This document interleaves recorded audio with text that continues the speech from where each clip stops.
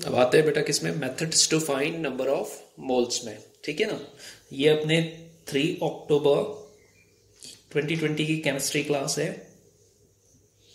ठीक है ना, 3 अक्टूबर 2020 की ये केमिस्ट्री क्लास है और इसमें हम लोग देखेंगे बेटा methods to find number of moles.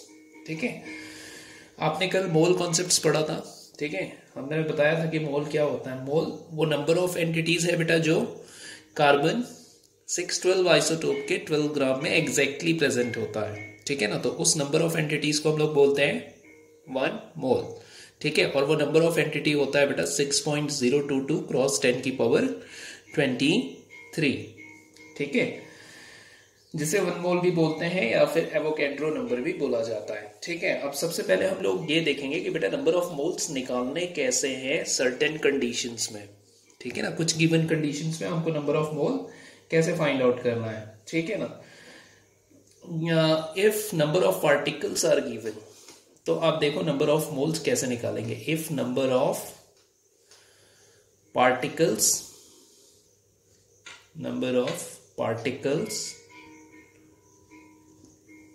और पार्टिकल्स को ही बेटा एंटिटीज भी बोलते हैं। ठीक है ना, तो इफ नंबर ऑफ पार्टिकल्स और number of entities are given, then number of moles अगर आप निकाल रहे हो इन टर्म्स ऑफ पार्टिकल, तो फॉर्मूला होता है बेटा नंबर ऑफ पार्टिकल्स अगर गिवन होगा तो 1 मोल में आपको पता है नंबर ऑफ पार्टिकल्स Na होते हैं। ठीक है ना, तो जो भी गिवन नंबर ऑफ पार्टिकल होगा, गिवन नंबर ऑफ पार्टिकल्स, उसको आप डिवाइड कर देना किससे, एवोगैड्रो नंबर से।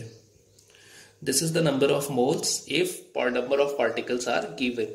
ठीक है, करना क्या है, नंबर ऑफ पार्टिकल्स या एंटिटीज गिवन है और आपसे पूछता है कि नंबर ऑफ मोल्स क्या है, तो सिंपली आप एवोगैड्रो नंबर से डिवाइड करिए, नंबर ऑफ मोल्स सामने आ जाएगा। गिवन नंबर ऑफ पार्टिकल को आप डिवाइड करिए नंबर ऑफ एवोगैड्रो नंबर से। ठीक है, अब थोड़ा सा नेक्स्ट देखिए आप, यदि हमको गिवन हो मास के टर्म्स में गिवन हो और आपसे पूछे कि नंबर ऑफ मोल्स कितने हैं। ठीक है ना, if mass of substance is given, if mass of substance is given, then number of moles कैसे निकालने हैं, ये देखें आप। इस कंडीशन में बेटा नंबर ऑफ मोल्स होंगे, आप गिवन मास को ले लो। ठीक है ना, अगर बेटा एटम है, एटम का मास गिवन है, तो आप इसको डिवाइड करिए ग्राम एटॉमिक मास से। अब ग्राम एटॉमिक मास क्या होता है सबको पता है। ठीक है ना, मॉलिक्यूल्स गिवन होगा बेटा, मॉलिक्यूल्स। ठीक है ना, तो आप इसको डिवाइड करना ग्राम मॉलिक्यूलर मास से, GMM से। ठीक है ना, नंबर ऑफ मोल्स सामने आ जाएंगे। सबके एग्जांपल्स हम लोग देखेंगे अभी कि कैसे नंबर ऑफ मोल्स निकालने हैं। ठीक है, तो अगर मास गिवन होगा सब्सटेंस का, तो आप उसको इधर ग्राम एटॉमिक मास से डिवाइड करना एटम के केस में, और ग्राम मॉलिक्यूलर मास से मॉलिक्यूल के केस में नंबर ऑफ मोल्स निकल आएंगे। ठीक है, थर्ड देखिए, थर्ड वाली कंडीशन कैसी है। थर्ड में अगर हम लोग बोलते हैं कि गैसियस आपका क्या है, वॉल्यूम गिवन है। ठीक है ना, अगर आपका रिएक्टेंट या प्रोडक्ट दोनों में से कोई भी गैसियस होगा, ठीक है, और सब्सटेंस का हमको क्या दिया हुआ है, गैसियस वॉल्यूम। ठीक है ना, if volume of gas is given, volume of gas is given, then इस केस में आपको नंबर ऑफ मोल्स कैसे निकालने हैं। अगर वॉल्यूम ऑफ गैस गिवन होगा बेटा, तो नंबर ऑफ मोल्स निकल के आता है, आपको लेना है गैस की वॉल्यूम STP पे। ठीक है ना, दो कंडीशंस होती है बेटा, एक STP होता है और एक NTP होता है, दोनों में एक फर्क है। ठीक है, एक को हम लोग बोलते हैं स्टैंडर्ड टेम्परेचर और प्रेशर, और दूसरा होता है नॉर्मल टेम्परेचर और प्रेशर। दोनों के बारे में मैं बताता हूँ आपको, पहले फॉर्मूला देख लो आप। ठीक है, आपको क्या लेना है, volume of gas in STP। तो वॉल्यूम ऑफ गैस लेना है बेटा आपको एट STP, स्टैंडर्ड टेम्परेचर और प्रेशर पे। और वॉल्यूम ऑफ गैस को एक चीज और ध्यान में रखना है बेटा, लीटर्स में लेना है। ठीक है ना, इन लीटर्स होना चाहिए। ठीक है, इसको डिवाइड कर लेंगे बेटा अपन 22.7 लीटर से। ठीक है, अगर आप ये करते हो तो नंबर ऑफ मोल्स निकल आएंगे गैसियस सब्सटेंस के। ठीक है ना, तो वॉल्यूम अगर गिवन है तो सब्सटेंस गैसियस होगा बेटा। गैसियस सब्सटेंस की वॉल्यूम आपको कंसीडर करनी है एसटीपी में, लीटर में उसकी वॉल्यूम कंसीडर करनी है 22.7 से आप उसको डिवाइड कर लेंगे, क्या निकल आएगा, नंबर ऑफ मोल्स। अब मैं बात कर रहा था बेटा एसटीपी और एनटीपी की। ठीक है ना, तो एनटीपी को हम लोग बोलते हैं नॉर्मल टेम्परेचर और प्रेशर। ठीक है, normal temperature of pressure. And STP होता है बेटा स्टैंडर्ड टेम्परेचर और प्रेशर। दोनों के लिए टेम्परेचर सेम है।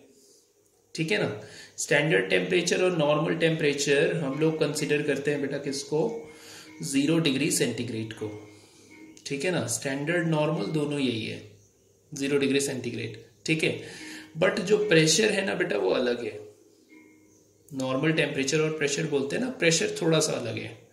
ठीक है, नॉर्मल प्रेशर होता है बेटा 1 atm और स्टैंडर्ड जो प्रेशर होता है वो होता है आपका 1 बार। ठीक है ना, नो डाउट एटीएम थोड़ा सा बड़ा होता है बेटा बार से। एटीएम किससे बड़ा होता है, थोड़ा सा बड़ा होता है बार से। तो जब हम लोग बात करते हैं बेटा स्टैंडर्ड टेम्परेचर और प्रेशर की, तो यहाँ पे जो वॉल्यूम होता है गैस की वो होती है 22.7 लीटर। ठीक है, आप लोग आगे जाके जब गैसेस पढ़ोगे बेटा तो वहां पे पढ़ोगे कि प्रेशर और वॉल्यूम में इनवर्स रिलेशन होता है, इसको हम लोग बॉयल्स लॉ बोलते हैं। ठीक है, इसका मतलब ये होता है कि अगर गैसेस पे प्रेशर ज्यादा होगा तो वॉल्यूम कम होगी, और प्रेशर कम होगा तो फिर वॉल्यूम ज्यादा होगा। ठीक है ना, ये मैं आपको इसलिए बता रहा हूं ताकि आप ये रिलेशन एसटीपी और एनटीपी का याद रख सकें। देखो मैंने बोला था बेटा 1 बार प्रेशर होता है एसटीपी पे। ठीक है, एसटीपी पे प्रेशर कितना बेटा 1 बार। बार और एटीएम क्या होता है ये हम लोग फिजिक्स में पढ़ लेंगे, आपको टेंशन नहीं लेना, अभी बस याद कर लेंगे आप। तो स्टैंडर्ड टेम्परेचर और जो प्रेशर है उसमें प्रेशर कंसिडर होता है बेटा 1 बार। 1 बार जो है वो स्मॉल प्रेशर है, किससे, एटीएम से। ठीक है, तो यहाँ बेटा गैस की जो वॉल्यूम होती है वो ज्यादा मिलती है आपको 22.7 लीटर, 22.7 लीटर। जब लेकिन मैं एनटीपी की बात करता हूं, ठीक है, तो यहाँ पे मिलता है बेटा 22.4 लीटर।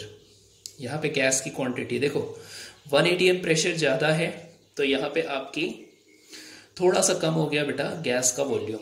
प्रेशर ज्यादा होगा तो वॉल्यूम कम हो जाएगा, इनवर्स रिलेशन, बॉयल्स लॉ। ठीक है, ये समझ में आई बात। लेकिन कई जो टीचर्स होते हैं ये दोनों को एक ही कंसीडर कर लेते हैं, क्योंकि दोनों में देखो फर्क कितने का है, केवल 0.3 का फर्क है। ठीक है, तो एसटीपी और एनटीपी दोनों को एक जैसा कंसीडर कर लिया जाता है, लेकिन आप जो डिफरेंस है बेटा वो याद रखना। ठीक है ना, एनटीपी और एसटीपी में प्रेशर अलग है, दोनों का जो टेम्परेचर होता है बेटा वो 0 डिग्री सेंटीग्रेड ही है। तो ये कुछ मेथड्स हो गए नंबर ऑफ मोल्स को निकालने के। अब मैं इसके कुछ आपको क्वेश्चंस दिखाता हूँ, ठीक है, एक एक करके। चलिए, तो सबसे पहले हम लोग देखेंगे बेटा फर्स्ट का एग्जाम्पल। ठीक है, अगर नंबर ऑफ पार्टिकल्स गिवन हो तो नंबर ऑफ मोल्स कैसे निकालना है। ठीक है, इसके लिए हम एक क्वेश्चन देखने वाले हैं। देखिए वो क्वेश्चन क्या है। क्वेश्चन है, ठीक है, देखिए क्वेश्चन क्या बोलता है, calculate the number of moles in 10 to the power 20 atoms of copper. ठीक है, तो number of particle is given और अपने को क्या निकालना है बेटा, मोल्स निकालना है। तो सीधे सीधे आप देखो फॉर्मूला क्या था, सिंस अगर मुझे नंबर ऑफ मोल्स निकालने हैं, नंबर ऑफ मोल्स निकालने हैं तो क्या करना होता था, नंबर ऑफ पार्टिकल्स जो गिवन है, ठीक है ना, गिवन नंबर ऑफ पार्टिकल्स को हम लोग बेटा डिवाइड करते थे, किससे, एवोगैड्रो नंबर से।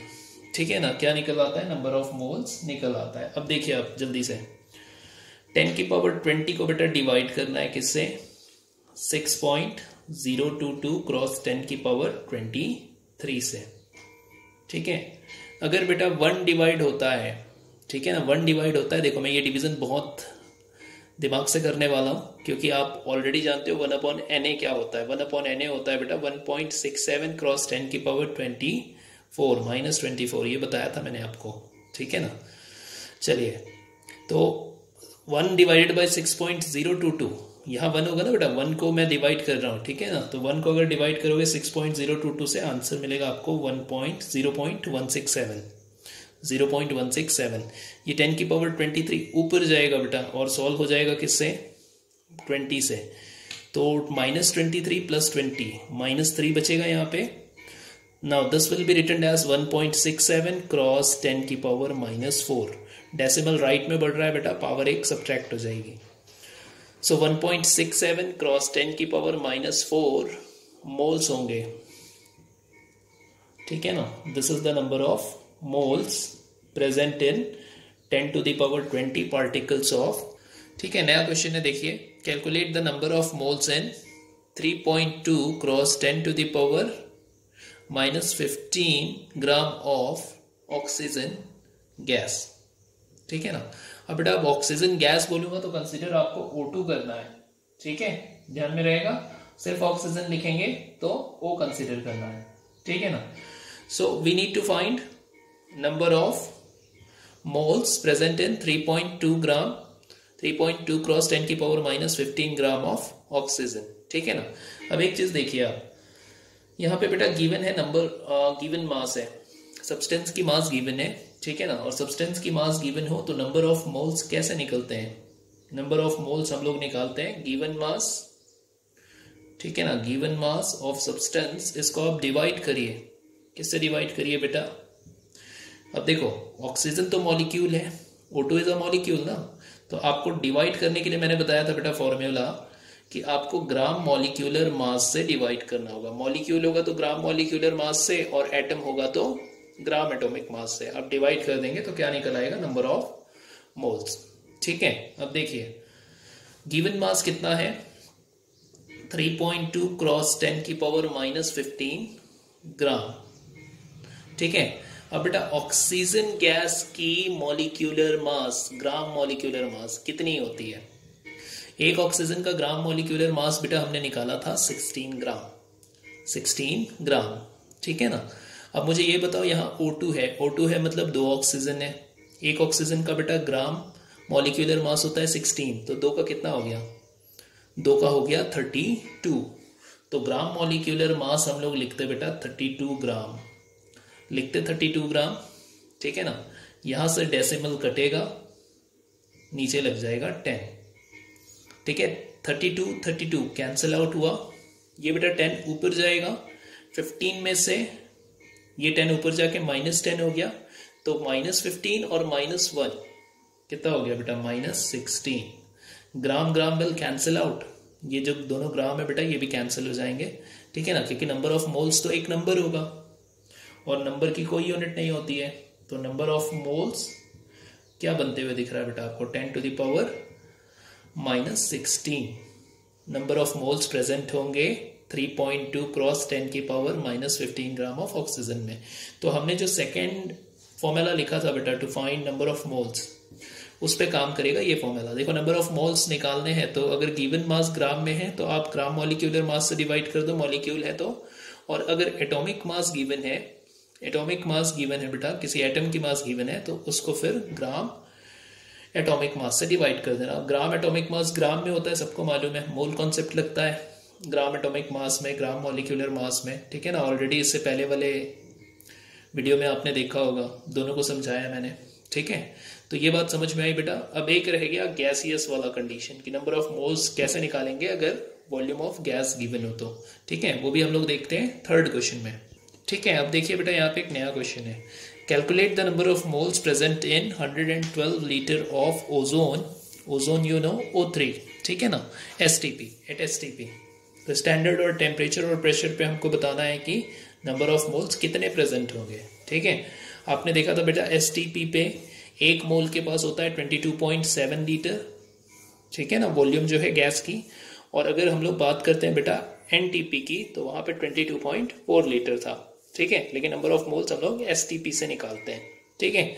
चलिए यहाँ पे देखिए आप, जब नंबर ऑफ मोल्स मुझे निकालना हो गिवन वॉल्यूम के टर्म्स में, तो नंबर ऑफ मोल्स आपको निकालना है बेटा कैसे, गिवन वॉल्यूम ले लेंगे आप अपॉन, इसको डिवाइड करेंगे बेटा 22.7 लीटर से, जो 1 मोल में प्रेजेंट वॉल्यूम होता है, ठीक है ना, 1 मोल में प्रेजेंट वॉल्यूम होता है। एक चीज याद रखना है आपको, वॉल्यूम को किस में रखना है बेटा, इन लीटर्स, ठीक है ना।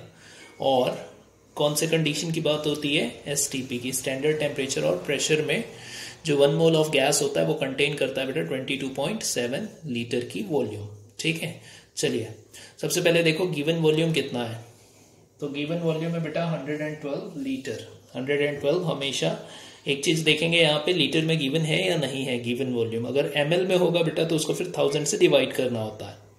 कभी ml में भी गिवन होता है ना वॉल्यूम, क्योंकि मिलीलीटर आप लोग जानते हो, मिलीलीटर को लीटर में लाना है बेटा तो 1000 से उसको क्या करते हैं हम लोग, मल्टीप्लाई करते हैं, ठीक है ना। थोड़ा सा गड़बड़ हो रहा था, ठीक है, डिवाइड होगा, ml जो है बेटा वो डिवाइड होगा जब लीटर में कन्वर्ट होगा तो, ठीक है। क्वेश्चन आता है तो देखते हैं। देखिए अभी तो 112 लीटर है, तो सीधे सीधे आप 112 लिखिए और इसको डिवाइड करिए बेटा 22.7 से, ठीक है।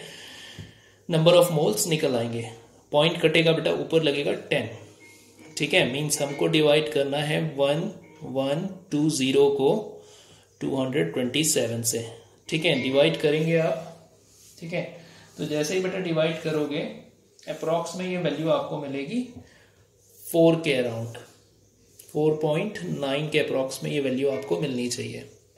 समझ में आ रही है बात, 4.9 के अप्रॉक्स में ये वैल्यू आ जाएगी। And that is the number of moles present in, number of moles present in 112 litre of O3 at STP, ठीक है। आया समझ में सबको।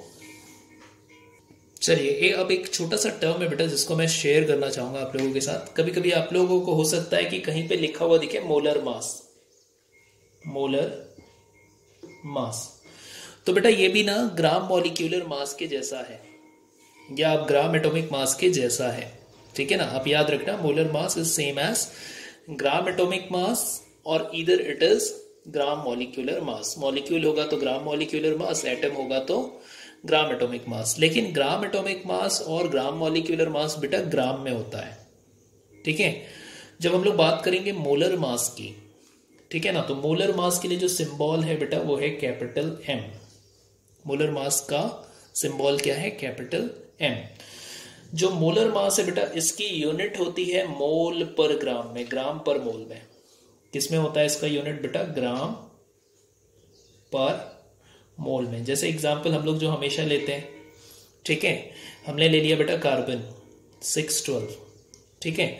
तो कार्बन 612 का अगर आपसे किसी ने पूछा कि मोलर मास क्या होता है तो आपको बोलना होगा बेटा 12 ग्राम पर मोल।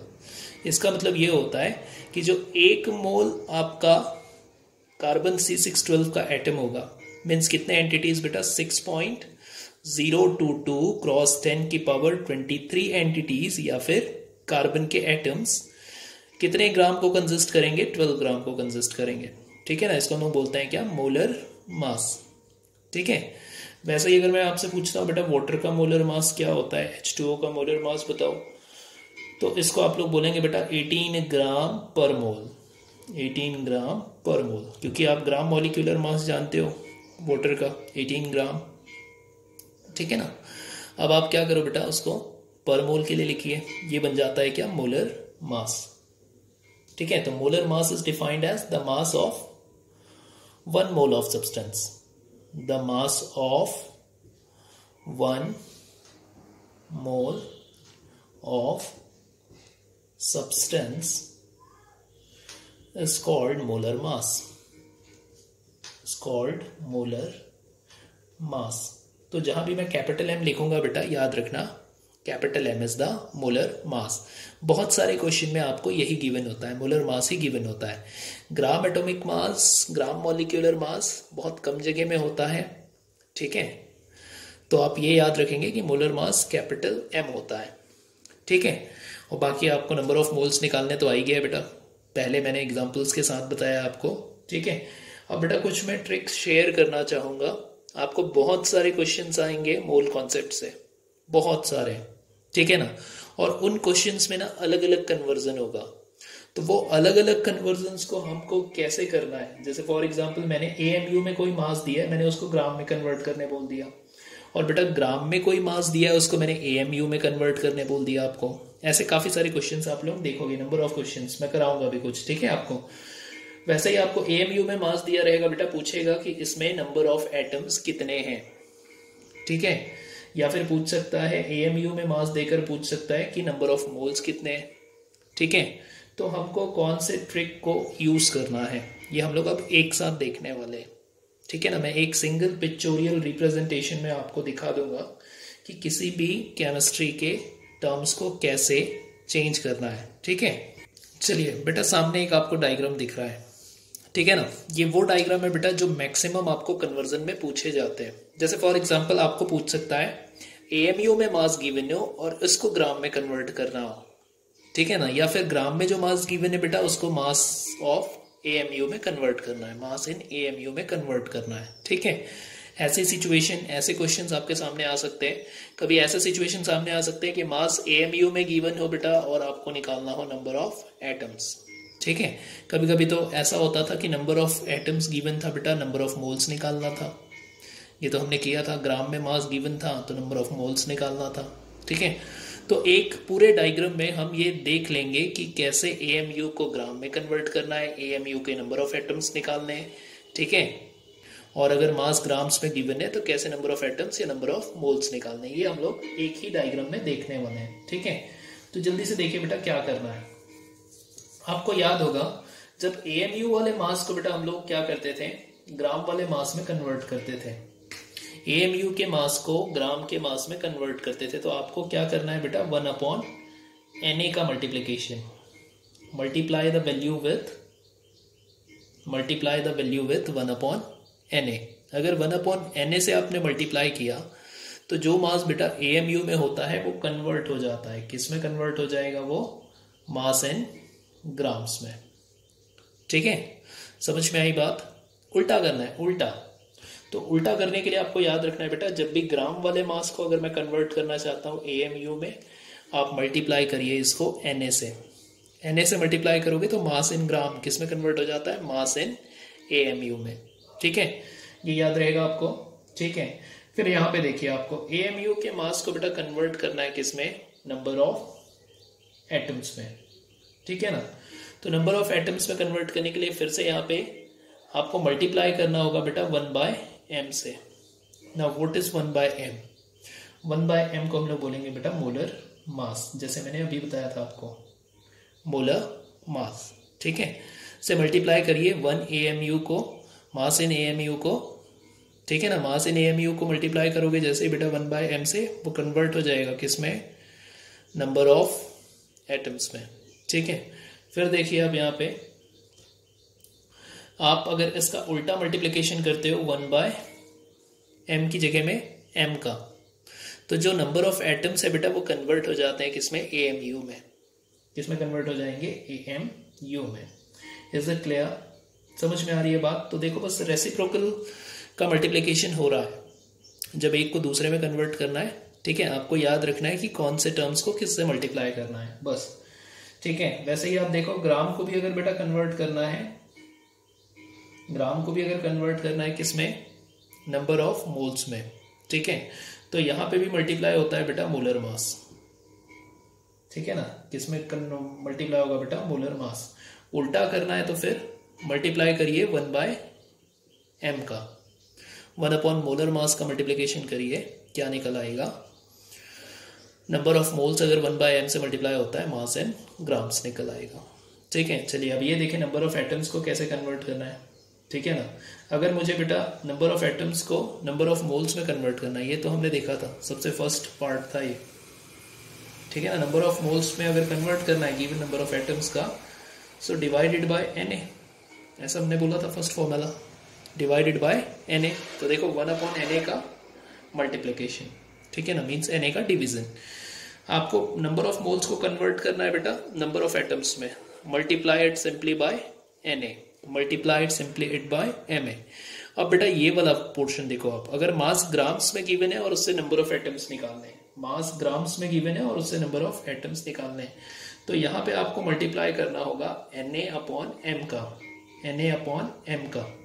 अब Na/m क्या होता है, Na is Avogadro's number, and m is the molar mass of substance. ठीक है, अगर बेटा हमको क्या करना है, नंबर ऑफ एटम्स गिवन है और उसको सीधे सीधे ग्राम में लाना है, सीधे सीधे ग्राम में लाना है, तो आप इसको मल्टीप्लाई करिए रेसिप्रोकल से, means molar mass upon Avogadro number से। इस एक सिंगल ग्राफ को अगर याद रख लेते हो बेटा, या सिंगल पिक्चर को याद रख लेते हो, तो आपको बहुत सारे कन्वर्जन्स जो हैं वो हो जाएंगे। ठीक है, अब एक के बाद एक मैं एग्जांपल्स आपको करके दिखाऊंगा ऐसे क्वेश्चंस के। ठीक है, चलिए चलिए बेटा, सामने ना 3 क्वेश्चन दिख रहे हैं आपको। ठीक है, देखो पहला क्वेश्चन क्या है, calculate the mass in grams of C12 atom. ठीक है ना, कार्बन 12 एटम में आपको क्या करना है बेटा, मास को ग्राम में रिप्रेजेंट करना है। ठीक है, अब कार्बन 12 के कितने एटम्स हैं, तो एक एटम गिवन है, नंबर ऑफ एटम्स बेटा कितने गिवन है, एक गिवन है। ठीक है, आपको क्या करना है, इसको ग्राम में रिप्रेजेंट करना है। ठीक, तो कुछ देर पहले मैंने बताया था, थोड़ा ध्यान से देखो, थोड़ा ध्यान से देखिए आप, नंबर ऑफ एटम्स अगर गिवन है बेटा, एक नंबर ऑफ एटम्स वहां पे गिवन है, इसके मास को अगर ग्राम में लाना है तो आप क्या करोगे, मल्टीप्लाई करोगे m अपॉन Na का। किसका मल्टीप्लिकेशन हो जाएगा बेटा, m upon Na, molar mass upon Avogadro number का मल्टीप्लिकेशन। ठीक है, ऐसा करने से क्या हो जाएगा, मास डायरेक्टली ग्राम में कन्वर्ट हो जाएगा। Clear, now see our question. Question देखो आप, बोलता है calculate the mass in gram of C12 atom. तो कितने एटम्स गिवन है बेटा आपको, एक एटम गिवन है।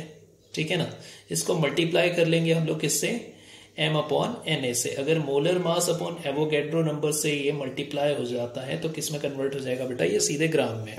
ठीक है, तो देखिए आपसे जो क्वेश्चन पूछ रहा है वो सॉल्व हो गया।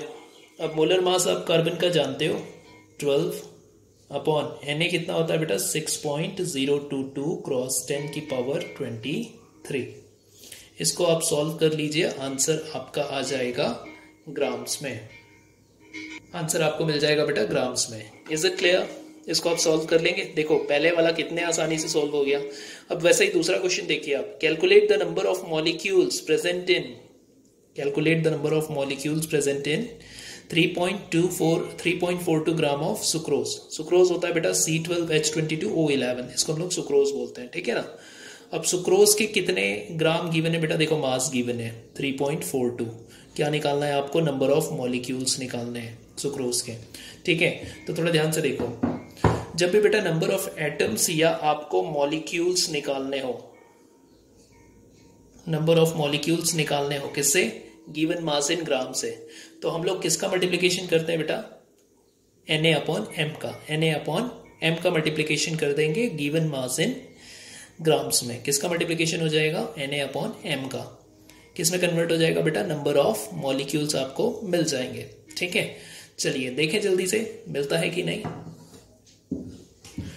देखो गिवन मास इज बेटा 3.42 ग्राम गिवन है। ठीक है ना, हम लोग क्या निकाल रहे हैं, नंबर ऑफ मॉलिक्यूल्स को निकाल रहे हैं। तो नंबर ऑफ मॉलिक्यूल्स अगर निकालना है बेटा, तो आप सिंपली इसमें किसका मल्टीप्लिकेशन कर देंगे, किसका मल्टीप्लिकेशन कर देंगे, Na अपॉन m का।